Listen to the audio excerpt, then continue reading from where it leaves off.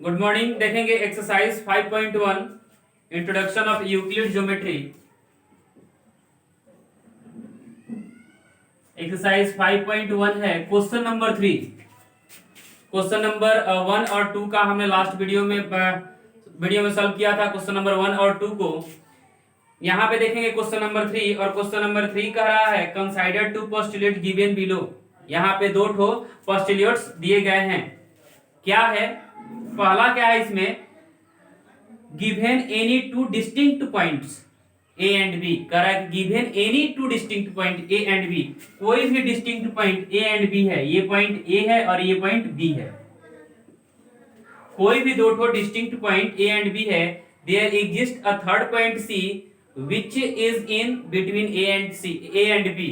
कह रहा है कि ये दो ठो डिस्टिंक्ट पॉइंट है ए एंड बी और इस पे कहीं भी एक पॉइंट सी है। पहला स्टेटमेंट जो कह रहा है, पहला जो पोस्टुलेट्स कह रहा है जो इस क्वेश्चन में दिया हुआ है, उसमें जो पहला है कह रहा है कि कोई भी दो ठो डिस्टिंक्ट पॉइंट हैं, तो हमने डिस्टिंक्ट पॉइंट को ए एंड बी माना।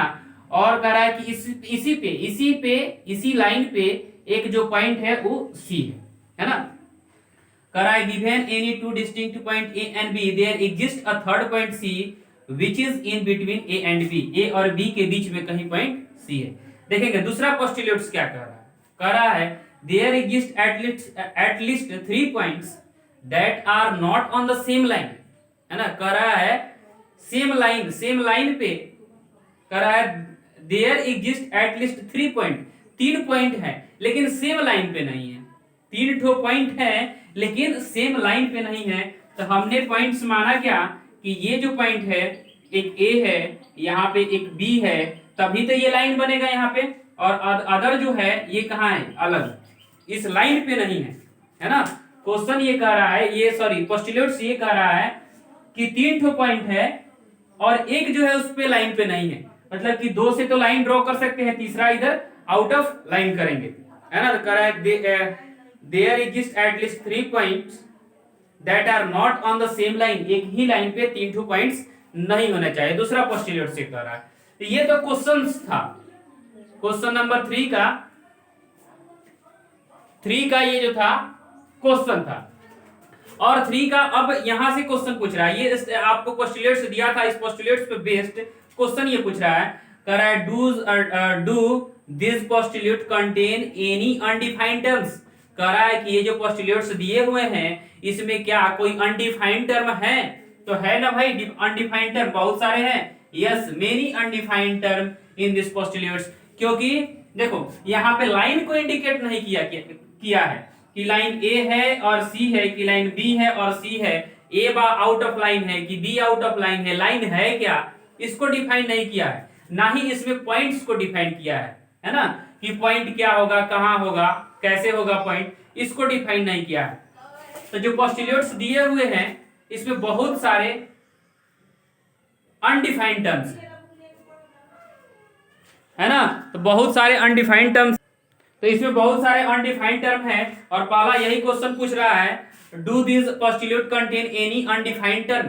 क्या इसमें बहुत सारे, क्या इसमें अनडिफाइंड टर्म है?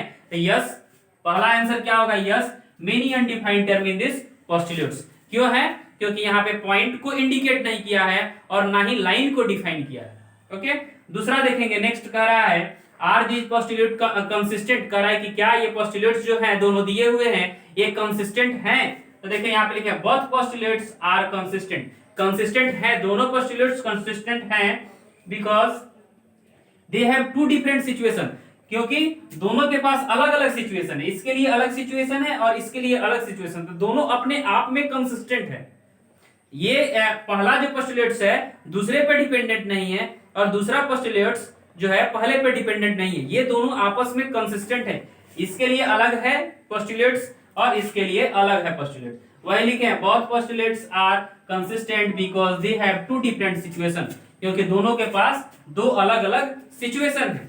नेक्स्ट है इसका 3 नंबर, जो अगला कह रहा है do they follow from Euclid postulates. कह रहा है कि क्या ये यूक्लिड पोस्टुलेट्स जो है, यूक्लिड का जो पोस्टुलेट्स था 5 ठो, उसको फॉलो कर रहा है? लिखे हमने लिखा no, these postulate don't follow Euclid postulate, they are axioms, है ना। ये यूक्लिड का पोस्टुलेट्स नहीं है, ये क्या है, एक एक्सिम्स है। और वो एक्सिम्स किसको रेफर करता है, through to distinct point only one line can pass, है ना। दो ठो डिस्टिंक्ट पॉइंट से केवल एक ही लाइन पास होगा। तो क्वेश्चन नंबर 3 को आप समझ पा रहे होंगे, वीडियो को पॉज करके यहाँ पे क्वेश्चन नंबर 3 को राइट कर लेंगे। नेक्स्ट है क्वेश्चन नंबर 4। क्वेश्चन नंबर 4 को देखेंगे, it's a very simple question. देखेंगे क्वेश्चन नंबर 4। क्वेश्चन नंबर 4 का रहा है,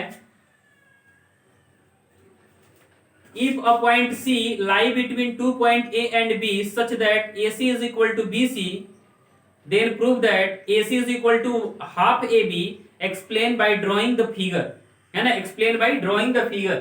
देखो पहले फिगर ड्रॉ करते हैं इसका, है ना। तो फिगर ड्रॉ करेंगे यहाँ पे, एक जो ये पॉइंट है A है और ये पॉइंट B है, पॉइंट A और पॉइंट B।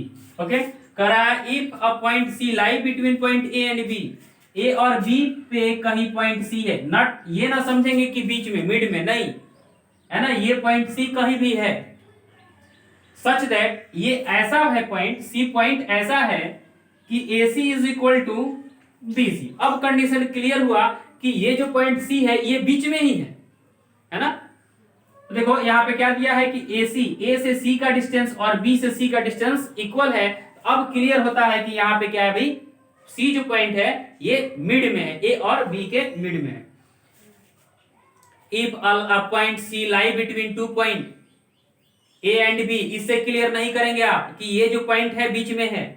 आई रिपीट, जो पहला लाइन लिखा है सच दैट से पहले, उससे ये क्लियर नहीं होगा कि पॉइंट C जो है दोनों के बीच में है।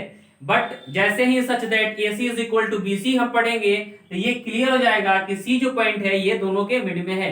Then prove that AC is equal to half AB। तो प्रूफ ये करना है कि AC is equal to half AB। Given पहले लिखेंगे, गिवन क्या है इसका,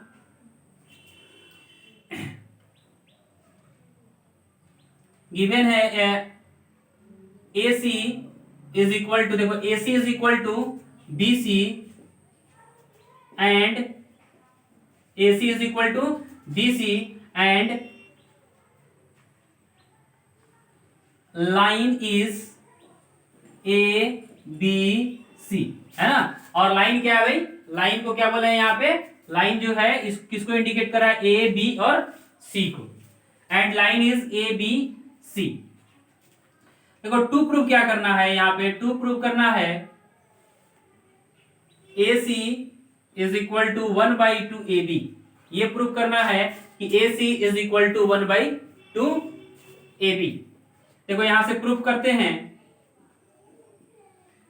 देखो ये गिवन है, ये करना है, यहां से आप करेंगे टू प्रूफ, सॉरी प्रूफ। अब देखो यहाँ पे AC के लिए, AB के लिए क्या क्या कंडीशन लिख सकते हैं। AB जो होगा पूरा कंप्लीट साइड, क्योंकि देखो यहाँ किसको इंडिकेट कर रहा है, AB को और AC, बस यही चाहिए और इसी से आगे बढ़ने को है।